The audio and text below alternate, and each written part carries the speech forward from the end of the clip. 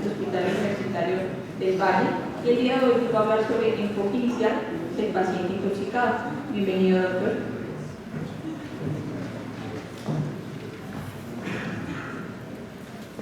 Bueno, muy buenos días.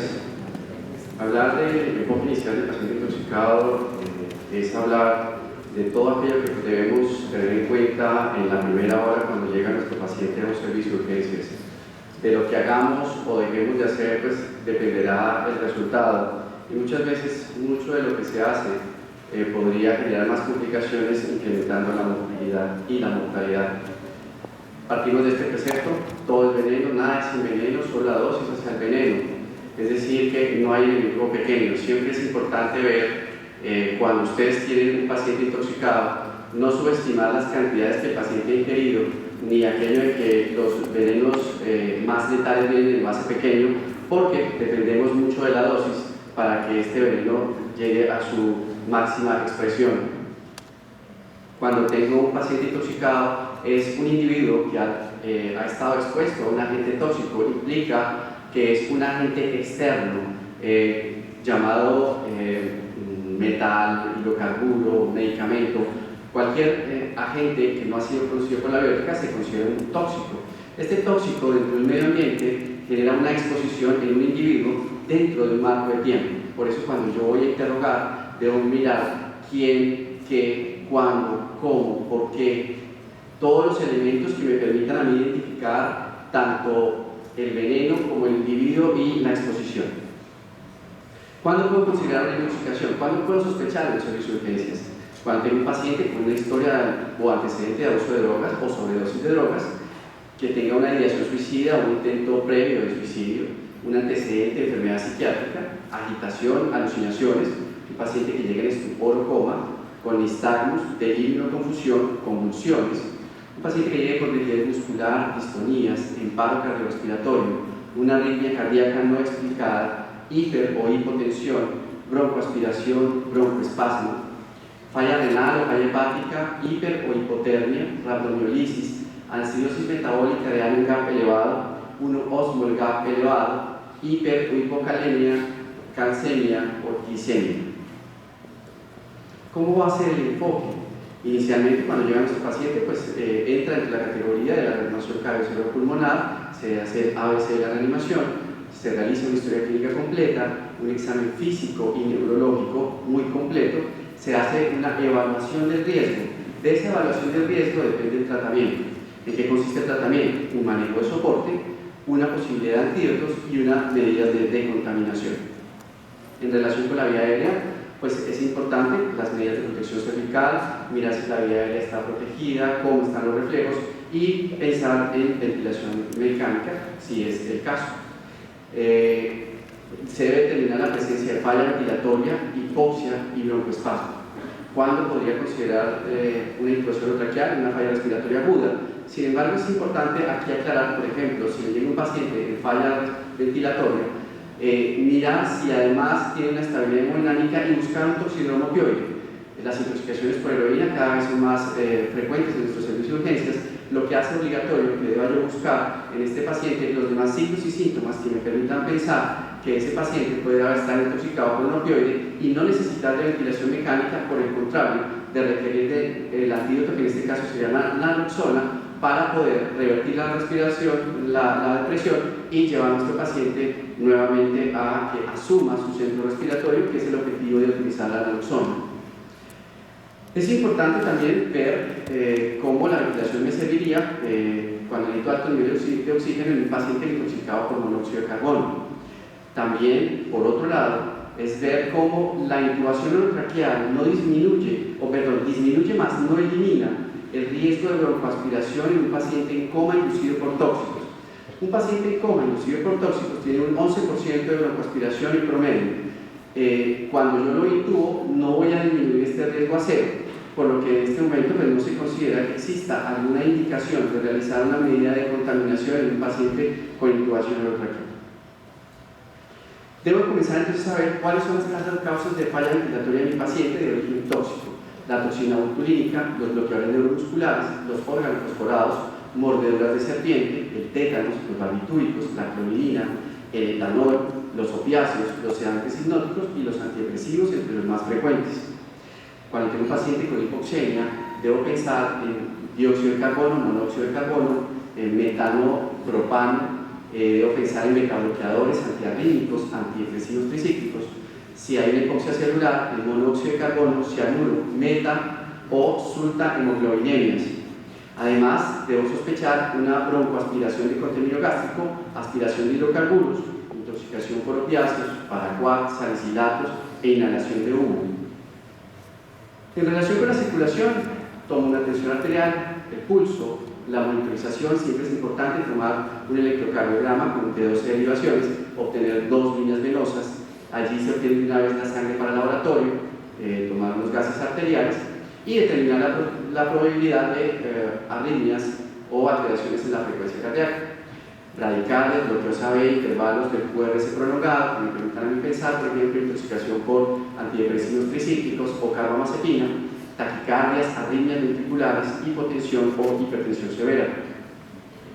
Si tengo un paciente hipotenso y pienso que es por tóxicos, entonces lo inicial es administrar líquidos, pensar restablecer la hipovolemia, pensar si es por una depresión miocárdica, por una arritmia cardíaca o una vasodilatación sistémica, generalmente por receptores alfa.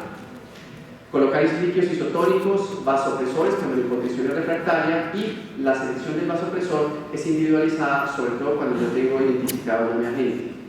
En relación con la hipertensión, puedo tener hipertensión básicamente por cocaína, anfetaminas, medicamentos anticolinérgicos, entre ellos la atropina, la escopolamina, derivados del ERGOT y los síndromes de abstinencia.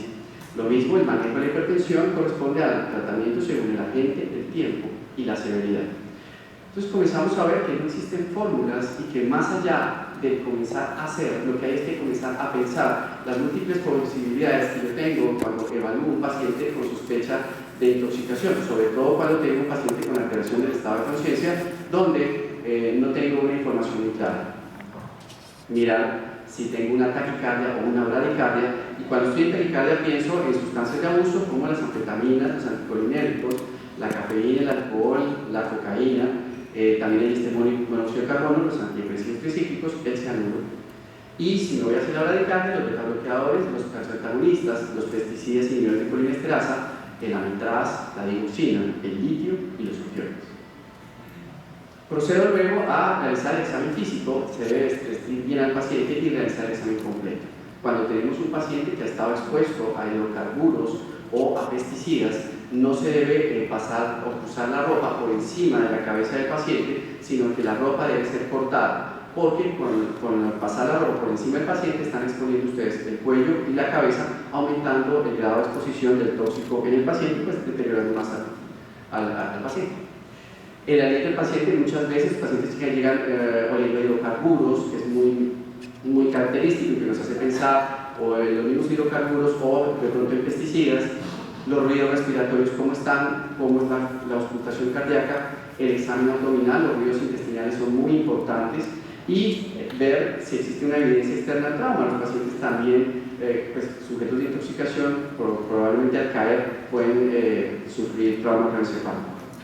El examen neurológico es supremamente importante, debe ser un examen exhaustivo, rápido, iniciando con el nivel de conciencia, el tamaño y la reactividad pupilar, la presencia o ausencia de nistagmus, los reflejos, si existe algún tipo de focalización neurológica, y pensar o descartar lesiones estructurales.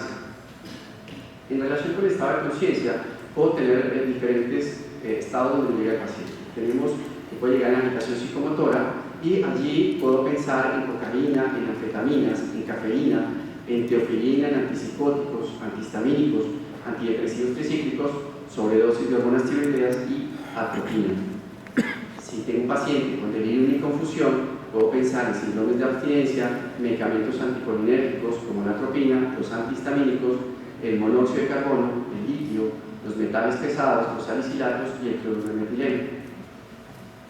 Los agentes depresores del sistema nervioso central, pues los más frecuentes son los antidepresivos, antipsicóticos, organosulforados, el amitraz, el cloracetato de sodio, la pilocarpina, los alcoholes, el tolueno. Tenemos los barbitúricos, las benzodiazepinas, los opioides, el cianuro, el litio, los salicilatos, los hipoglicemiantes orales el monóxido de carbono y los hidrocarburos, dentro de lo más frecuente. Entonces, debo yo comenzar a tomar todos esos elementos dentro del examen físico, en el examen neurológico, y debo comenzar a buscar alguna constelación de signos y síntomas que se observan después de exposición de ciertos agentes tóxicos sobre un receptor específico que generan unos efectos muy similares en el órgano blanco. A esto se le ha llamado toxidromos. Estos toxidromos me van a relacionar cambios que existen en los signos vitales, entonces nuevamente tensión arterial, pulso, frecuencia respiratoria, temperatura, manifestaciones clínicas que se originan en el sistema nervioso central, como la alteración del estado de conciencia, el tamaño pupilar, los movimientos intestinales, la piel, bien si está diaforético, seco, rubicundo, las membranas mucosas, buscando salivación, y a nivel genitourinario, retención urinaria. Dentro de los toxidromos más frecuentes que conocemos está el toxidromo colinérgico, donde se observa un paciente muy húmedo, con salivación, lagrimeo, emesis, bradicardia, fasciculaciones, confusión, miosis y diarrea, y que es muy característico de los pacientes que ingieren insecticidas organofosforados o carbamatos. Tenemos el opuesto, que es el cuadro anticolinérico, que se caracteriza por piel seca, hipertermia, miliasis, taquicardia, delirio, distensión vesical y arritmias cardíacas. Esto es dado generalmente por pacientes expuestos a atropina o escopolamina. El toxidromo narcótico se caracteriza por miosis, depresión respiratoria, depresión del estado de conciencia, los ruidos pueden estar disminuidos, puede tener algo de bradicardia, y se caracteriza pues, en los pacientes que están expuestos a opioides, salvo dos excepciones: el tramadol, por su componente inhibidor de recaptación de serotonina, y la meperidina. En relación con los sedantes hipnóticos, presentan una alteración del estado de conciencia marcada, pero que no presenta mayor alteración cardiovascular. Es decir, puede ser un paciente con una buena frecuencia, una buena tensión arterial, pero con un compromiso del estado de conciencia bien importante. Hiporrefléctico, puede estar midriático, pero en algunas ocasiones, dependiendo de la gente, puede generar miosis. Tenemos el toxidromo serotoninérgico, caracterizado por agitación, temblor, fiebre, diarrea, hiperreflexia. Se pueden generar mioclonías, ataxia, rigidez muscular, miliasis. Este es producido normalmente por inhibidores de recaptación como la fluoxetina, la sertralina, y en medicamentos, por ejemplo, el tramadol. Está el epileptogénico, caracterizado por hipertermia, hiperreflexia, temblor, movimientos en las extremidades, que puede ser característico de pacientes que ingieren estricnina, organoclorado, dentro del cual está el tiodan.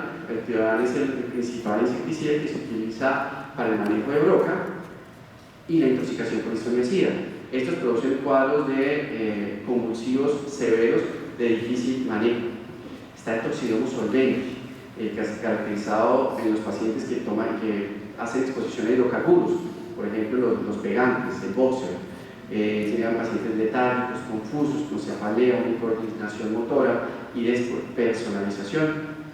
Finalmente, entre los más frecuentes está el alucinógeno, caracterizado por alucinaciones, psicosis, pánico, fiebre, midriasis, hipertermia. Pueden hacer rabdomiolisis, falla renal, y estos pacientes se observan cuando ingieren anfetaminas, cocaína o LSD.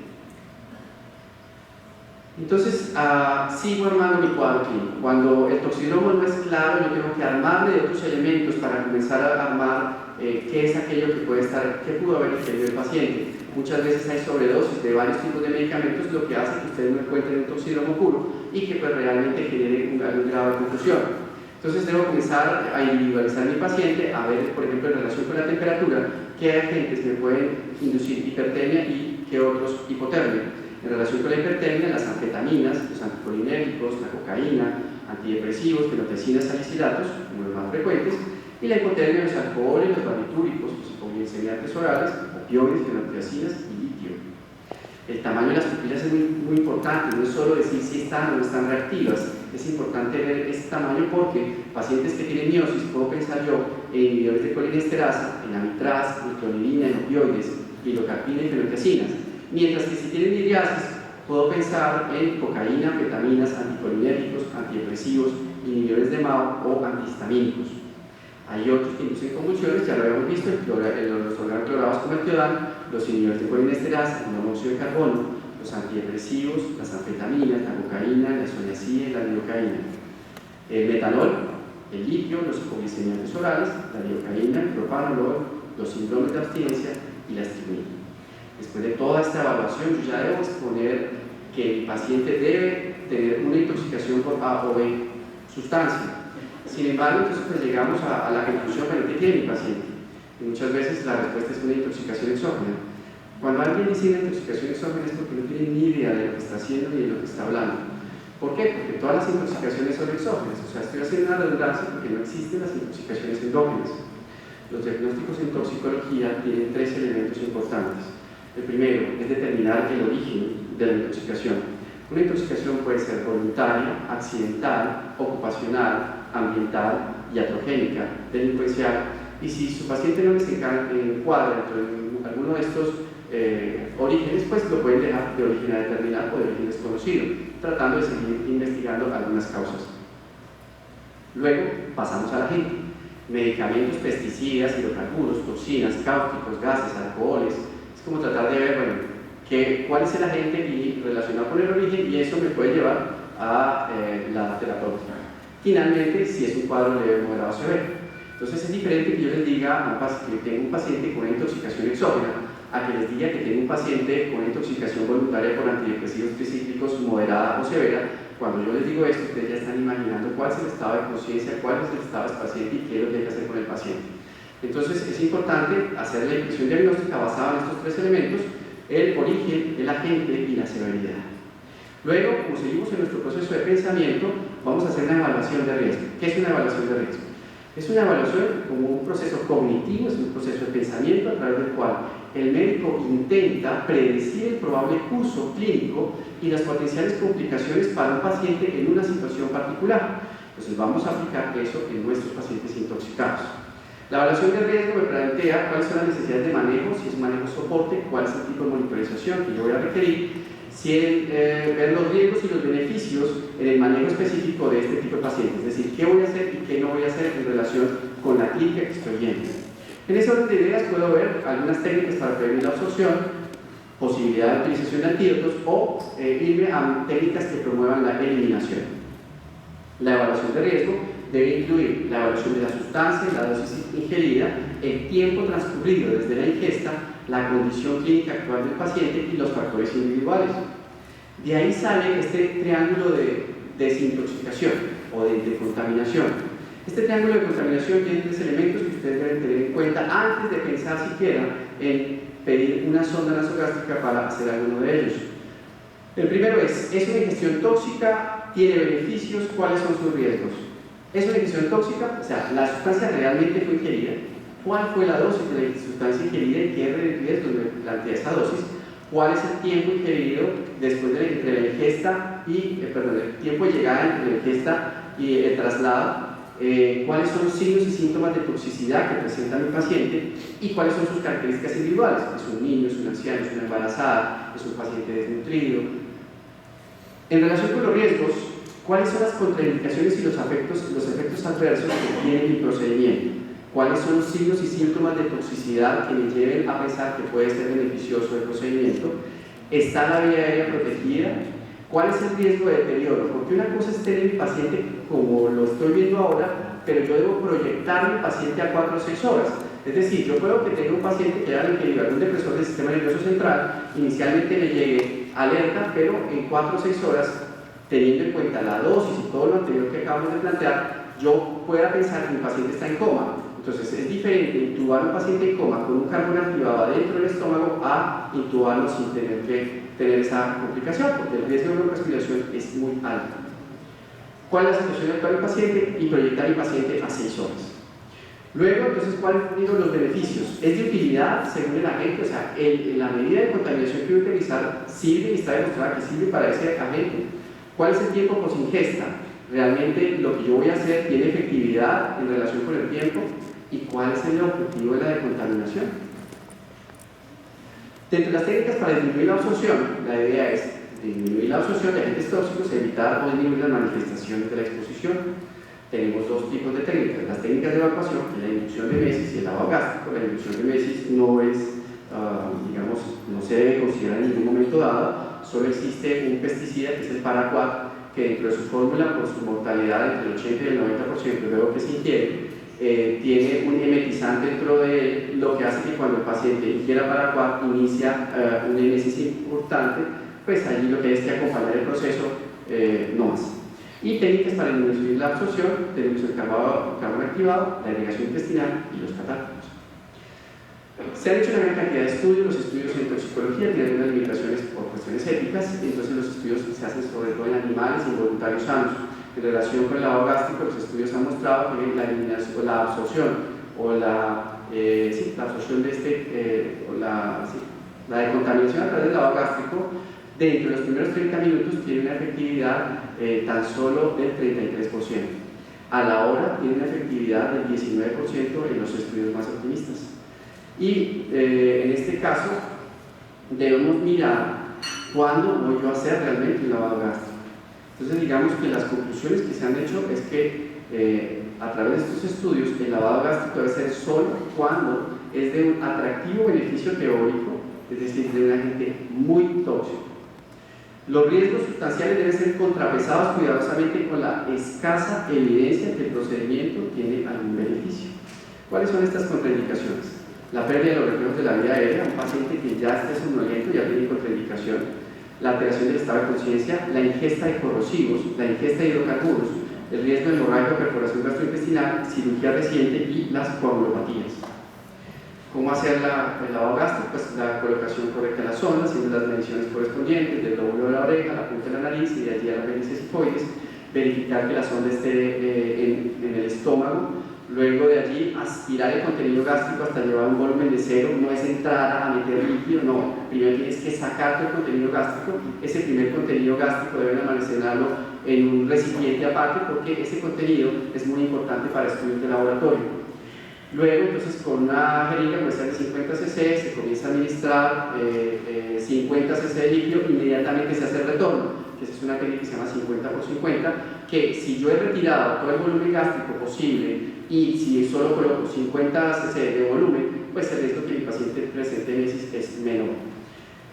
Y esto se hace N veces hasta que el líquido sea claro, es un procedimiento médico, el hecho de que ustedes lo deleguen al personal auxiliar no les delega la responsabilidad y pues viendo las contraindicaciones y viendo las reacciones adversas, broncoaspiración, perforación esofágica, sangrado, alteraciones hidroelectrolíticas, hipotermia, definitivamente es un procedimiento médico que debe tener una nota en la historia clínica.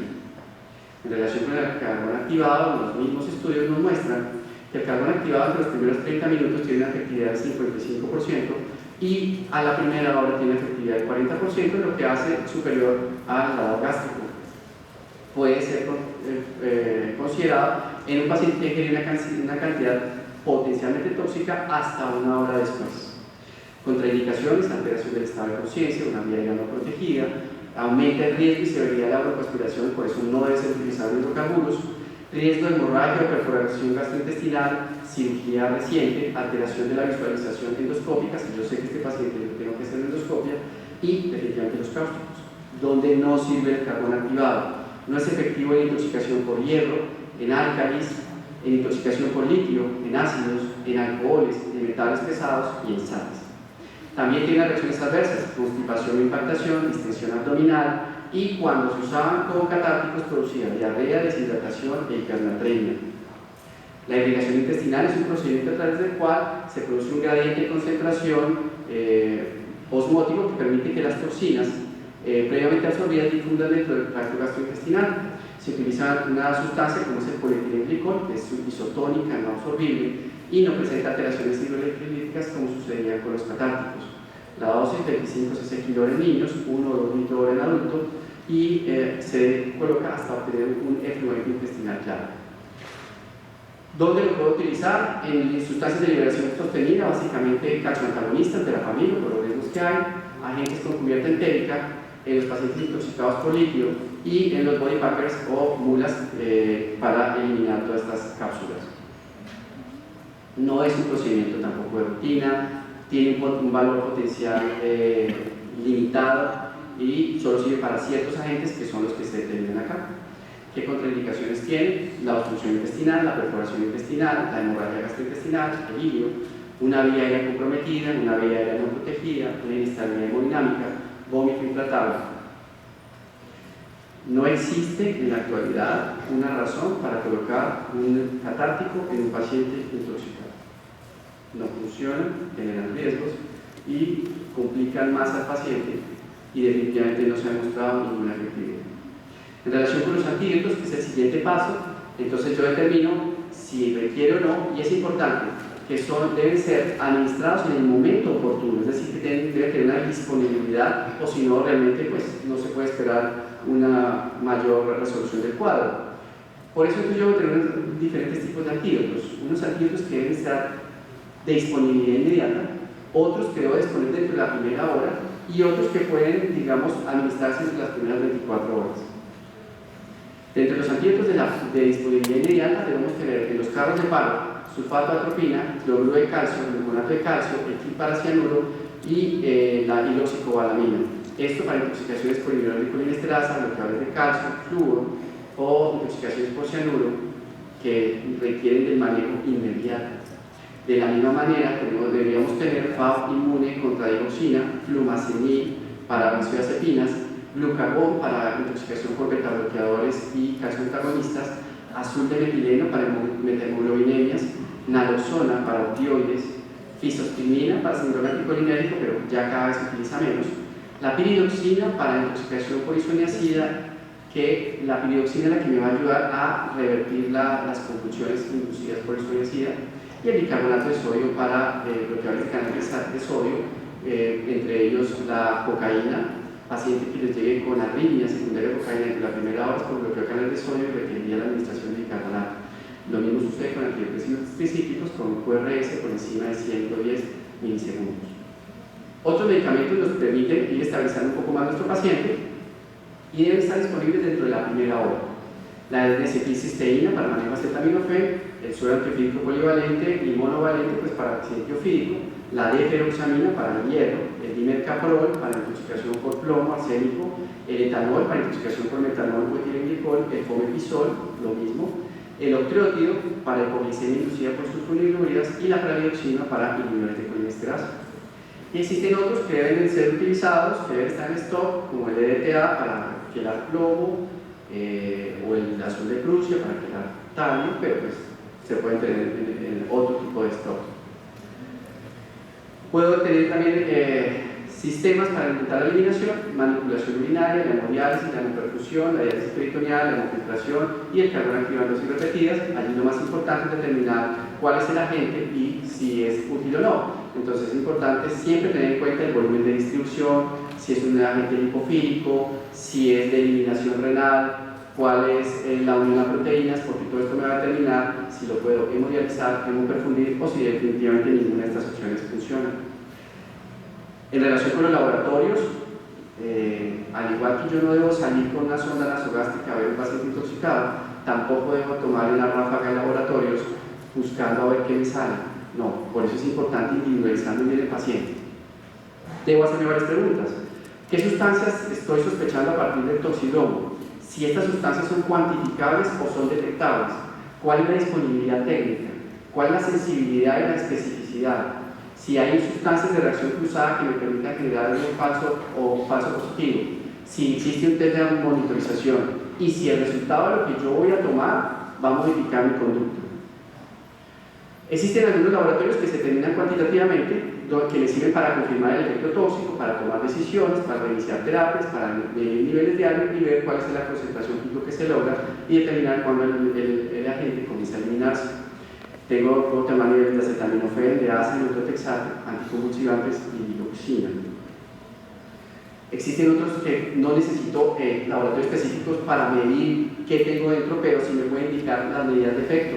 Por ejemplo, tomar una glicemia y hipoglicemia antes, tomar un electrocardiograma, un potasio sérico en digoxina, tomar unos gases arteriovenosos en narcóticos, tomar en antidepresivos un electrocardiograma y unos gases arteriales, en salicilato unos electrolitos y unos gases arteriales. Cuando yo tengo una acidosis metabólica de algo en GABA elevado, debo comenzar a pensar en sustancias tóxicas y dentro de ellas el monóxido de carbono, el nitrocruciato, la dapsona, el metanol, el etilenglicol, el formaldehído, el sulfuro de hidrógeno, el hierro, la isoniazida, la metformina, el nitrocruciato,